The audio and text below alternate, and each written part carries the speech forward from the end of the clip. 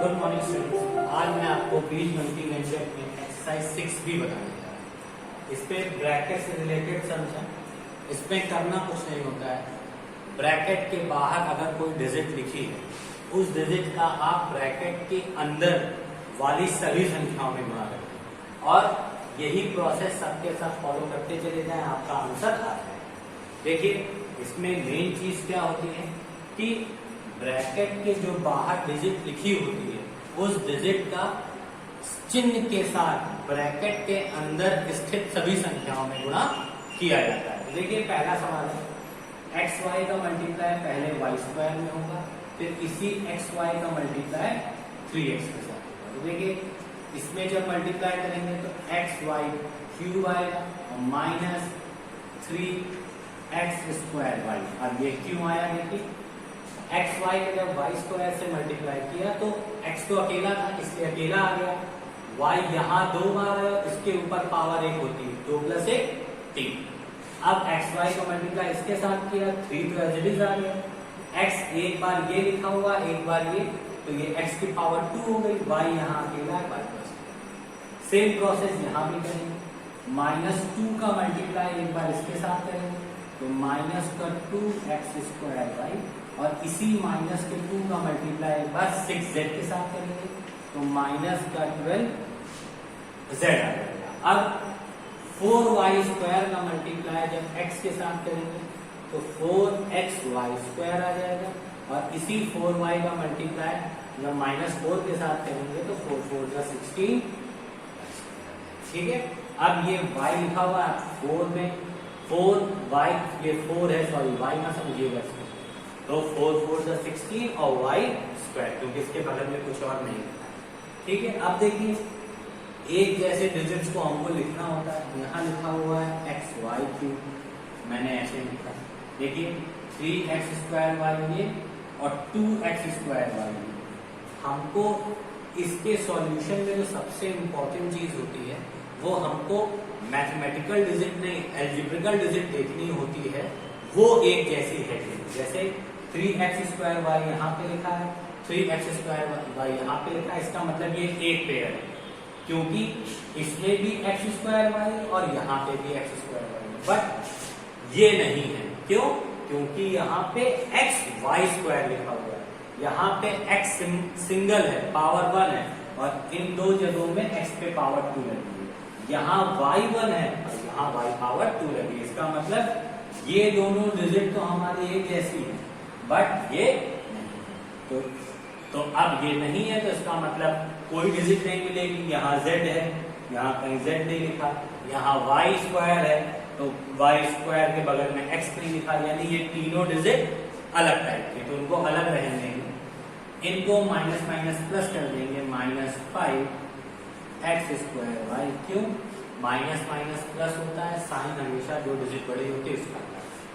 अब बाकी ये तीनों डिजिट का अलग अलग होने की वजह से ना एडिशन हो पाएगा ना सब्ट्रैक्शन, तो ये सारी digit as it is note कर दी जाएगी।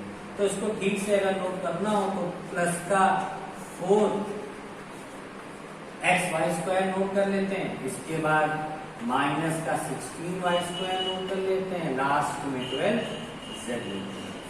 ये ऐसे मैंने इसलिए लिख लिया, तो देखिए पहले पावर 3 थी, फिर 2 पावर वाली डिजिट आई, फिर लास्ट में 1 पावर वाली डिजिट आई।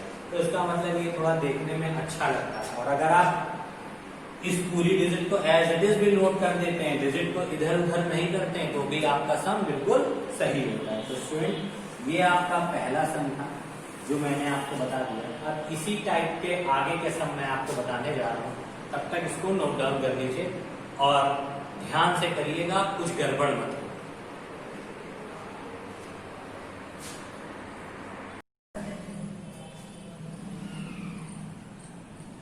देखिए, सेकंड क्वेश्चन आपका ये लिखा होगा।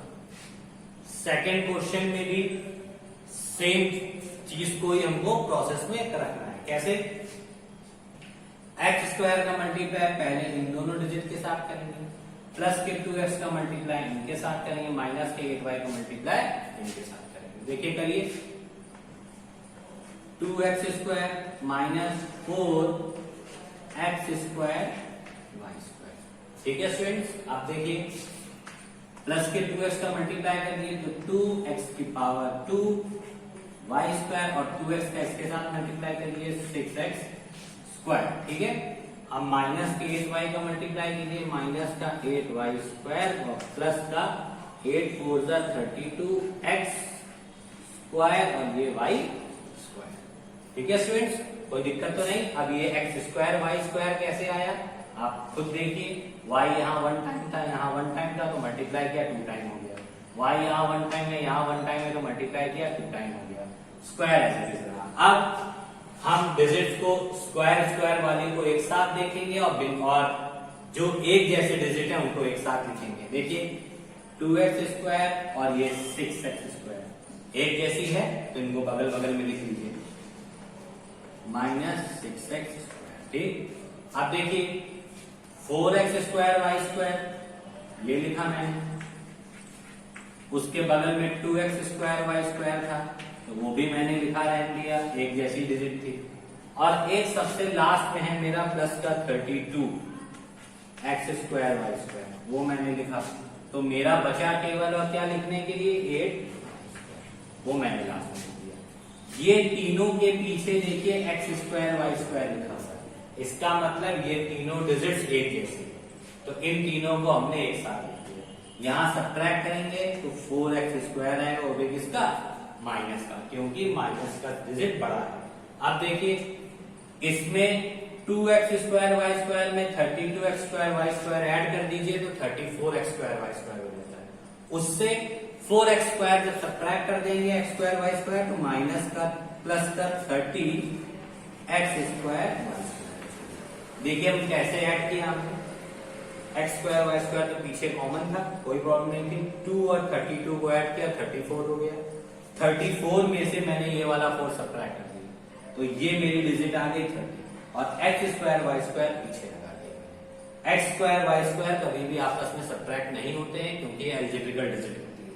मैथमेटिकल डिजिट्स का ही सब्ट्रैक्शन एडिशन पॉसिबल होता है, इसलिए इनका ही एडिशन या सब्ट्रैक्शन हम लोग करते हैं। 8y स्क्वायर को लास्ट में as it is note down कर दिया तो ये मेरा कंप्लीट आंसर हो गया। तो स्टूडेंट इसको भी आप पेयर कॉपी में नोट कर लीजिए। दूसरा क्वेश्चन है, जहां नहीं समझ में आएगा हम बताएंगे, इसी टाइप का एक क्वेश्चन और बताएंगे जिससे आपको ये क्वेश्चन पूरी तरीके से क्लियर हो जाएंगे। आप इसको नोट कर लीजिए।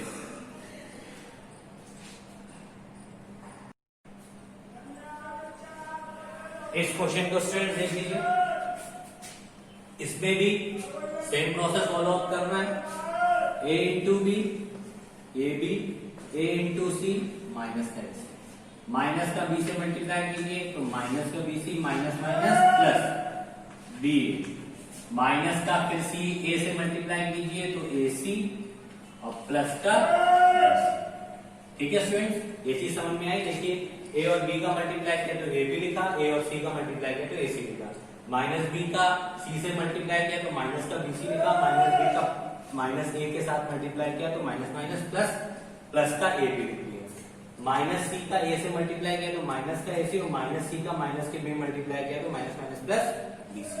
अब देखिए अब हमको देखना होता है एक जैसे डिजिट क्या है, तो देखिए इसमें ए बी यहाँ लिखा हुआ है और एक ए बी ए लिखा है। अब इसमें आप कहेंगे क्या सर ये तो बी ए लिखा हुआ है, तो देखिए ए बी और बी ए एक ही चीज होती है, क्यों, 2 इंटू 3 कितना होता है 6, अगर 3 पहले लिख दीजिए 2 बाद में लिखे तो भी 6, इसीलिए ये चीजें एक जैसी हैं, इनको एक साथ लिख देते हैं A B plus A B.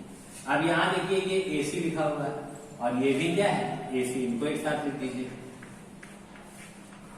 ठीक, और ये बी सी है और ये बी सी है तो ये माइनस का बी सी है और यहाँ पे प्लस का बी सी है, ठीक है स्टूडेंट। देखिए ए बी कितने ए बी हो गया 2 ए बी, ए सी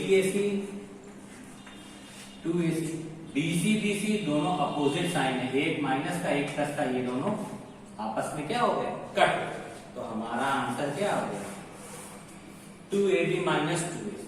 देखिए क्या होता है कि सेम साइन जो होते हैं वो ऐड हो जाते हैं, देखिए माइनस माइनस था इसलिए प्लस ऐड करना पड़ा और हमको 2 लिखना पड़ा, साइन हमेशा माइनस का ही घटता है, और अपोजिट साइन होते हैं वो सब्ट्रैक्ट हो जाते हैं यानी घट जाते हैं, तो ये दोनों चीजें आपस में अपोजिट थी, क्योंकि एक माइनस की थी एक प्लस की थी, इसलिए दोनों कट गए। तो आपका एक्चुअल आंसर हमारा क्या आ गया, 2ab माइनस 2ac। तो स्टूडेंट इसको भी नोट कर लीजिए, और आपको मैंने आज 3 क्वेश्चन बता दिए हैं, आप अच्छी तरीके से समझ लीजिए। जो नहीं आए वो मुझसे मैसेज या कॉल के थ्रू पूछिए, और ध्यान से सम को करेंगे तो आपको समझ में आ जाएंगे। इसमें बस सबसे इंपॉर्टेंट होता है ब्रैकेट को ओपन करना, और केवल जब माइनस का साइन लगा हो तब आपको ध्यान देना है कि माइनस साइन होने की वजह से सारे साइन चेंज हो जाएंगे।